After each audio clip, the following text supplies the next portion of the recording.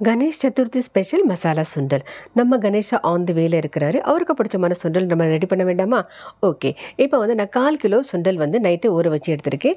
இதை வந்து குக்கரில் போட்டு கொஞ்சமாக வந்து உப்பு, 1 டம்ளர் தண்ணி ஊற்றி 10லேருந்து 12 விசில் வச்சு நம்ம எடுத்துக்க போகிறோம்.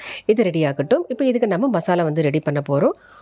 இப்போ பேனில் 1 ஸ்பூன் கடலைப்பருப்பு, வரமிளகா 2, 1 ஸ்பூன் தனியா இதை போட்டு நல்லா ட்ரை ரோஸ்ட் பண்ணிக்கோங்க.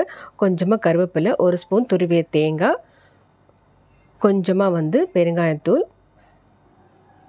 கொஞ்சமாக ஜீரகத்தூள், இதெல்லாம் ரோஸ்ட் பண்ணி ஆற வச்சு நம்ம பவுட்ரு பண்ணி ரெடி பண்ணிக்கலாம். இந்த மாதிரி பவுட்ரு கொரன்னு அரைச்சிக்கோங்க. இப்போ வந்து தாளிப்பு கொடுத்துடலாம். எண்ணெய் காஞ்சதும் கடுகு உளுத்தம் பருப்பு, ஜீரகம் வெடித்ததும் நம்ம வந்து வேக வச்ச சுண்டல் இதில் மிக்ஸ் பண்ணிக்கலாம்.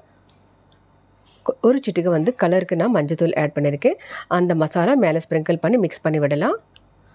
உப்பு பத்தலைன்னா கொஞ்சம் உப்பு ஆட் பண்ணிக்கலாம்.